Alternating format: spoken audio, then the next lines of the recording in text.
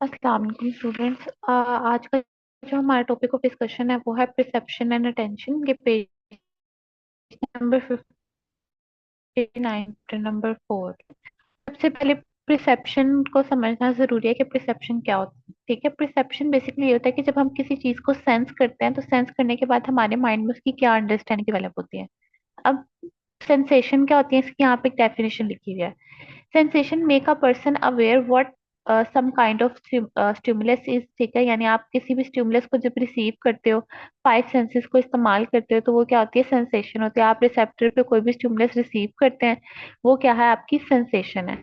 अब सेंसेशन जब आपके ब्रेन तक पहुंचती है और ब्रेन पास्ट एक्सपीरियंसेस को इस्तेमाल करके उसको कोई मीनिंग देता है या उसका कोई मतलब जनरेट करता है, so that is basically your perception. कि आपके पास सब्जेक्टिव अंडरस्टैंडिंग है किसी भी ऑब्जेक्टिव चीज की या किसी भी ऑब्जेक्टिव रियलिटी की, पास्ट मेमोरीज और अपने एक्सपीरियंसेस को इस्तेमाल करते हुए। ठीक है, यहाँ पे डेफिनेशंस आपके पास मल्टीपल डेफिनेशंस लिखी है कि perception is process of interpretation of experience of sensation. ठीक है, या फिर perception as a process of obtaining knowledge of external object and event by means of senses। सबसे अच्छी डेफिनेशन ये वाली है कि perception is fusion of sensation and memories. ठीक है, आप सेंसेशन यानी आपके फाइव सेंसेस और सारी स्टिमुलस प्लस आपकी पास्ट मेमोरीज या आपके पास्ट एक्सपीरियंसेस मिल आपके पास क्या बनाते हैं, परसेप्शन बनाते हैं। यानी आपके पास किसी भी चीज का पास्ट एक्सपीरियंस कैसा है और आपने किसी चीज को सेंस कैसे किया है, आपकी जो ब्रेन में उसकी इमेज है वो क्या डेवलप हुई है, ये मिलके आपके परसेप्शन को डिसाइड करता है। यहाँ पे एक लाइन है, उसको आप हाईलाइट कर लें कि सेंसेशन में occur without perception but perception can not be without sensation.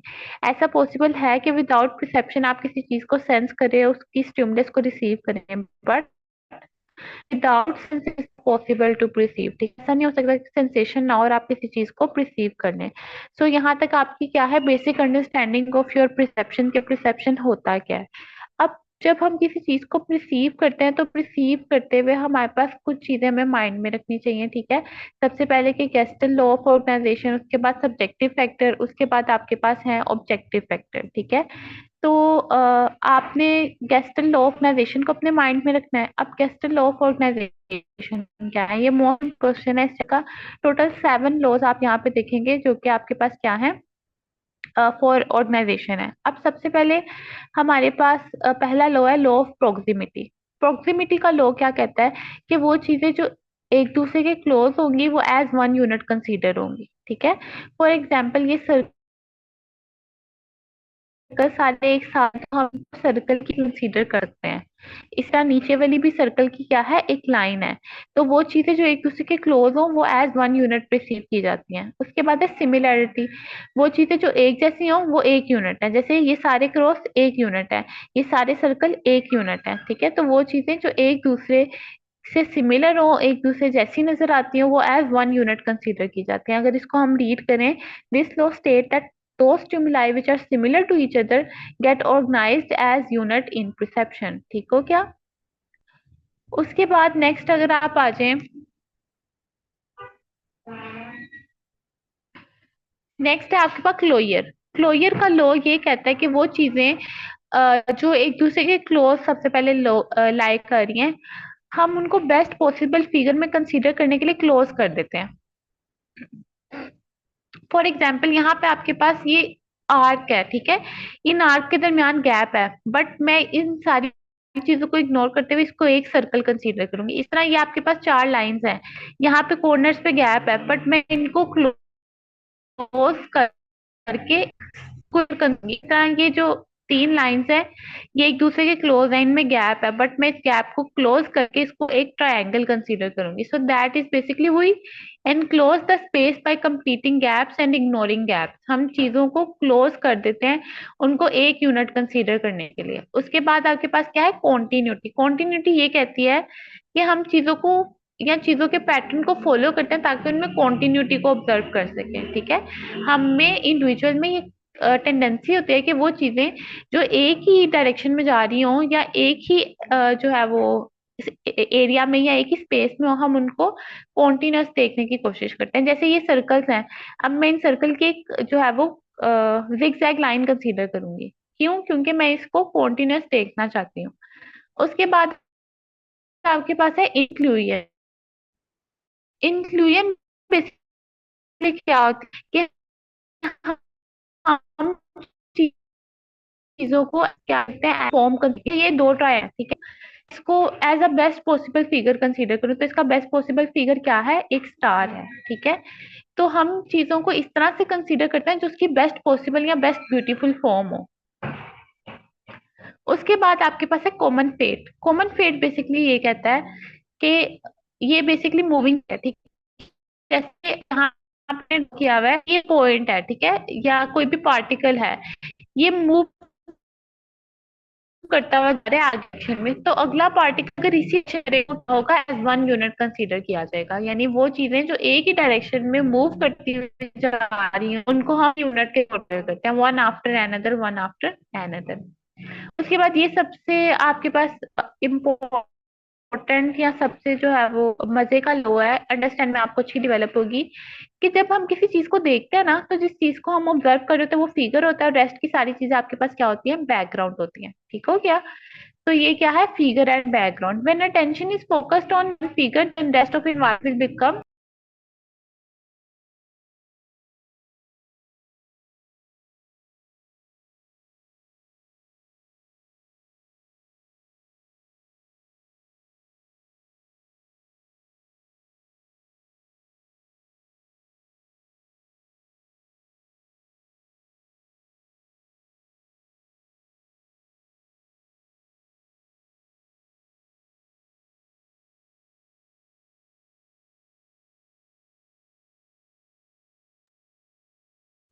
अब हम नेक्स्ट मूव करते हैं। नेक्स्ट है हमारे पास सब्जेक्टिव फैक्टर फैक्टर। इसको जस्ट आपने क्या करना है, ये इतना इंपॉर्टेंट क्वेश्चन नहीं है, बट आपको इसकी हेडिंग्स पता होनी चाहिए, ठीक है, कि वो कौन से ऐसे इंटरनल फैक्टर है या वो हमारी परसेप्शन पे अफेक्ट करते हैं। आपको जस्ट इनके नाम सारों के आने चाहिए, मैं आपको बट अंडरस्टैंडिंग के लिए थोड़ा एक्सप्लेन कर देती हूँ, ठीक है। सबसे पहले बात क्या है, मोटिवेट मतलब ये है कि इस चीज पे डिपेंड करता है उस पर्सन के मोटिव्स पे या नीड्स पे, जो कि उस चीज को परसीव कर रहा है। फॉर एग्जाम्पल, एक अच्छी सी एग्जाम्पल, यहाँ पे कि कोई पर्सन भूखा है और आप उसको कोई लिस्ट ऑफ वर्ड्स शो कर रहे हो ना, तो वो पर्सन क्या करेगा, वो पर्सन उस लिस्ट ऑफ वर्ड्स में से जो भी खाने वाली चीजें हैं ना उनको ज्यादा नोट करेगा। तो ये हमारी मोटिव्स एंड नीड्स पे डिपेंड करता है। उसके बाद है हमारे पास मेंटल सेट। मेंटल मतलब ये है कि आप किसी चीज को करने से पहले मेंटली रेडी कितना है, ठीक है। फॉर एग्जाम्पल आप किस अपने फ्रेंड का वेट कर रहे हैं, ठीक है, तो अगर दरवाजे पे कोई भी नॉकिंग हो रही होगी ना, आप उसको फौरन नोट करेंगे, ठीक है।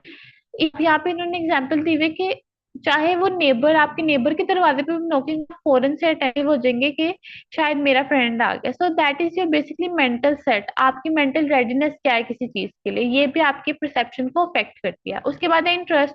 डेफिनेटली जिन चीजों में हमारा इंटरेस्ट आता हो हम उनको फौरन से अटेंशन शो करते हैं, फौरन से उनको रिसीव करते हैं।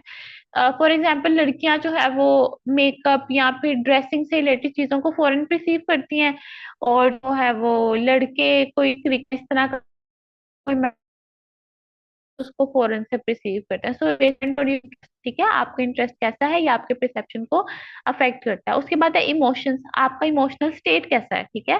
फॉर एग्जाम्पल आप जो है वो डार्कनेस में और आप डरे हुए हो, तो आपको कोई भी साउंड या कोई भी ऐसी चीज जो कि मूविंग है या कोई रस्सी ऐसा कुछ भी, आप उससे डर जाओगे, आप उसको डिप्रेसिव रस्सी को आप डर के जो है वो सांप कंसिडर कर लोगे, ठीक है। तो ये क्या है, ये आपका इमोशन है। इमोशन भी आपके परसेप्शन पे अफेक्ट करें, ठीक है। आप जब इमोशनल हो, थोड़े स्ट्रेस्ड हो, थोड़े डरे हुए हो, तो आप चीजों को ज्यादा नेगेटिवली परसीव करोगे, ठीक है। उसके बाद है वैल्यूज, आपकी पर्सनल वैल्यूज क्या, ठीक है। हमारे अराउंड बहुत सारी हैं, तो ये जो वैल्यूज हैं बेसिकली वो भी आपके उसको अफेक्ट करती है। फॉर एग्जाम्पल, आपके रिलीजन में या हमारे रिलीजन में अल्कोहल जो है वो प्रोहिबिटेड है, ठीक है। हम अल्कोहल से फौरन से क्या हो जाते हैं, दूर हो जाते हैं, उसको बुरा कंसीडर करते हैं। बजाय इसके कि क्रिश्चियन फैमिलीज या वो फैमिलीज जहाँ अल्कोहल बहुत जो है वो आम है, वो अल्कोहल में इतना जो है वो अटेंटिव नहीं होते और वो इजीली उसको इनटेक कर लेते। तो ये आपकी वैल्यूज पे भी डिपेंड करता है कि आप चीज को कैसे प्रिसीव करोगे। हमारी नजर में अल्कोहल बहुत नेगेटिव चीज है, उनकी नजर में अल्कोहल कोई नेगेटिव चीज नहीं है। So it is also dependent on your values. उसके बाद है आपके पास आपकी हैबिट्स, ठीक है। आपकी हैबिट कैसी है वो भी आपके परसेप्शन को अफेक्ट करेंगी, ठीक हो क्या। जैसे कि अगर आपने घर में गार्डन बनाया, आपने उसमें पौधे और ये सारा कुछ रखा हुआ है, तो कोई भी जगह जहाँ पे पौधे पड़े होंगे आप उसको एज अ गार्डन कंसीडर करोगे, ठीक है। उसके बाद है फेमिलैरिटी, वो चीजें जिनसे आप फेमिलियर हो उनको जल्दी से रिकॉग्नाइज कर लो, दूर से आप उनको रिकॉग्नाइज कर लो। तो जैसे अगर आपका बहन भाई कोई बहुत फासले पे खड़ा हुआ है तो आप उसको फौरन से आइडेंटिफाई कर लोगे। उसके बाद है एटीट्यूड, ठीक है। हम वो चीजें जिनके लिए हम बहुत फेवरेबल थिंकिंग रखते हैं ना, हम उनको इग्नोर करते हैं। जैसे कि अगर मैं खुद स्मोकिंग करती हूँ ना, कोई पर्सन मेरे पास खड़ा हुआ स्मोकिंग कर रहा है तो मेरे लिए वो चीजें इतनी नहीं होगी। अगर कोई पर्सन स्मोकिंग को ना तक के पास या दूर दूर भी कोई पर्सन स्मोकिंग कर रहा होगा ना, तो वो उसको बहुत नेगेटिवली परसीव करेगा। उसके बाद आ जाते हैं आपके पास्ट एक्सपीरियंसेस। पास्ट एक्सपीरियंसेस आपके चाहे गुड हो या बैड हो, आपके एक्सपीरियंसेस भी आपकी परसेप्शन पे अफेक्ट करते हैं। अगर किस रिगार्डिंग आपकी थिंकिंग या आपका कोई पास्ट बुरा एक्सपीरियंस रह चुका है ना, तो आप करंटली भी उसको क्या करोगे, बुरा ही कंसीडर करोगे, ठीक है।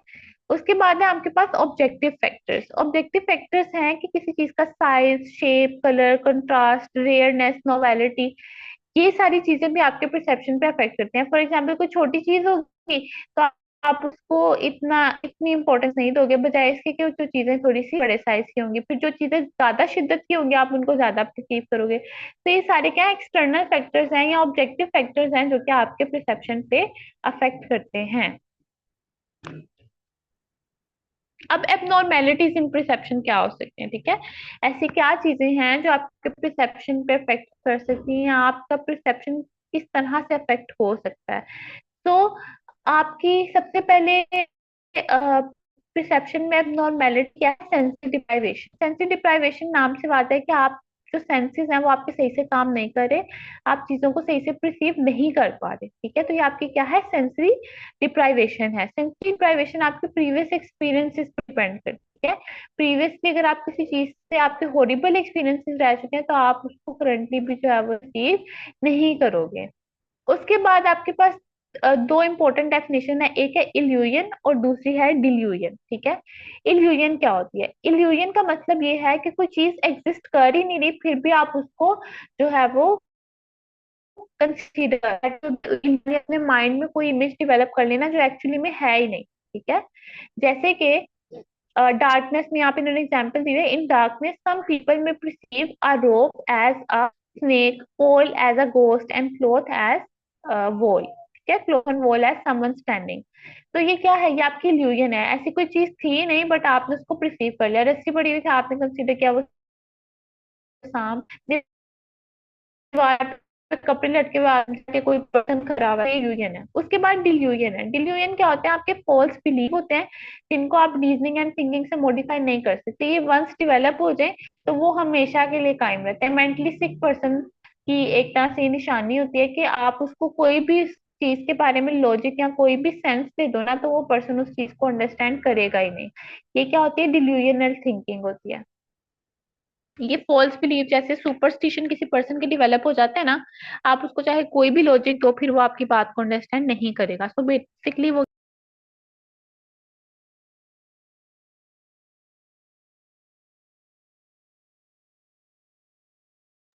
लास्ट टर्म जो हमारे पास यहाँ पे वो क्या है, हेल्यूसिनेशन है। हेल्यूसिनेशन का मतलब ये होता है कि आपका फाल्स परसेप्शन, यानी आपके कोई चीज एग्जिस्ट नहीं करी बट आपको फिर भी वो नजर आ गया है। ये एक सीरियस कंडीशन है। और हेल्यूसिनेशन के आपके पास मल्टीपल टाइप्स होती हैं।